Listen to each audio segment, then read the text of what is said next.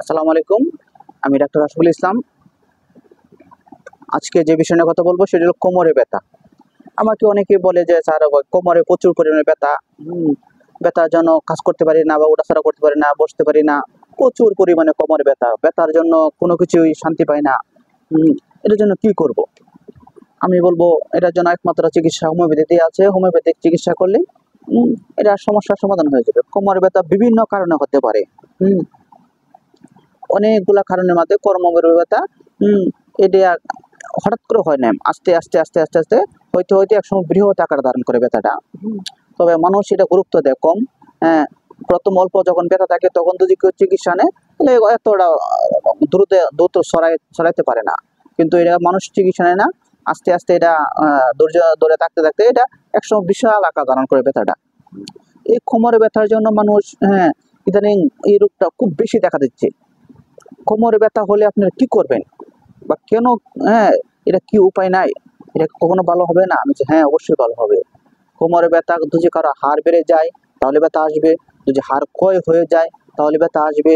বিভিন্ন কারণে পুরুষ লোকদের বিভিন্ন সময় বিভিন্ন কাজ করতে করতে করতে করতে হাড়গুলা ক্ষয় হয়ে যায়। স্ত্রী লোকদেরও কাজ করতে করতে হাড় ক্ষয় হয়ে যেতে পারে, বা দীর্ঘদিন সহবাস করার কারণে কোমরে ব্যথা আসতে পারে। এই বিভিন্ন কারণে যে সকল মানুষের কোমরে ব্যথা আসছে, এর জন্য হোমিওপ্যাথিক মেডিসিনগুলো কি আমি আজকে এই নিয়ে কথা বলবো।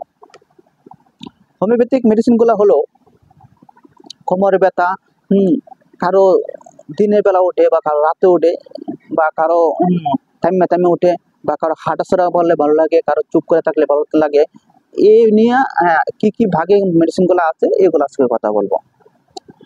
যদি আপনারা কেউ জানতে পারেন কোমরে ব্যথায় রোগী রাত্রে 3টা বা 4টা শেষ রাতের দিকে ব্যথাটা ওঠে, প্রচুর পরিমাণে কোমরে ব্যথা শেষ রাতের দিকে বেশি দেখা দিচ্ছে, তখন যে মেডিসিনটি খাবেন সেটি হলো কেলিকার। 200 পর 5 থেকে 10 ফোঁটা ওষুধ দিনে 2 থেকে 3 বার খাবারের আগে সেবন। এরপরে যদি জানতে পারেন কোমর ব্যথা সবসময় থাকে, সবসময় কোমর ব্যথা থাকে, তবে নাড়াচাড়া করলে, হাঁটাচাড়া করলে বা চাপ দিলে বা টিপ দিলে ভালো লাগে, তখন যে মেডিসিন হলো রাস্টক্স।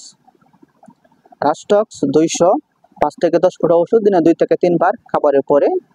এটার সাথে আরো একটা মেডিসিন আছে যে নাড়াচাড়া করলে ভালো লাগে, চাপ দিলে টিপ দিলে ভালো লাগে, সেটা হলো কোলোসিন মাদার টিংচার 5 থেকে 10 ফোঁটা ওষুধ দিনে 2 থেকে 3 বার খাবারের পরে।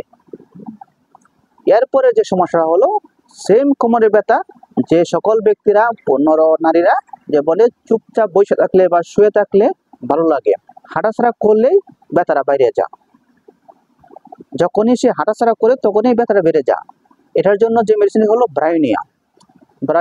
200 বার 5 থেকে 10 ফোঁটা ওষুধ দিনে 2 থেকে 3 বার খাবারের পরে সেব্য।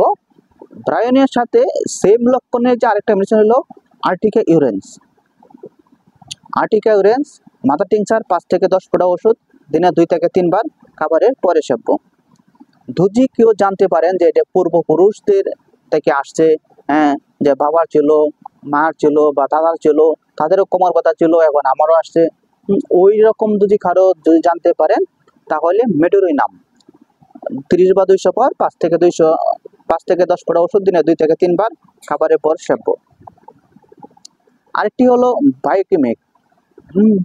এখানে যদি হাড় বেড়ে যায় বা কমে যায়, এগুলো ক্যালসিয়ামের প্রয়োজন হয়। বায়োকেমিক মানে 2টা বায়োকেমিক বলবো, ক্যালকেরিয়া ফ্লোর এবং ক্যালকেরিয়া ফস এবং ম্যাগনেসিয়া ফস, যেটা 3টা বায়োকেমিক একসাথে 5-10টা ভরি দিনে 2 থেকে 3 বার খাবারের পরে চুষে খেয়ে একটু গরম পানি খাবেন। এই ধরনের সমস্যা যদি কারো থাকে, আশা করি এই ওষুধগুলো খাবেন বা ভালো একজন হোমিওপ্যাথিক ডাক্তারের সাথে যোগাযোগ করবেন, আশা করি কোমর ব্যথা ভালো হয়ে যাবে। কোমর ব্যথা নিয়ে আর কোনো চিন্তা করতে হবে না। কোমর ব্যথার জন্য ভালো চিকিৎসা হোমিওপ্যাথিক চিকিৎসা। আপনারা হোমিওপ্যাথিক চিকিৎসা নেবেন এবং দীর্ঘদিন সুস্থ থাকবেন। ভালো থাকবেন, সুস্থ থাকবেন। আসসালামু আলাইকুম।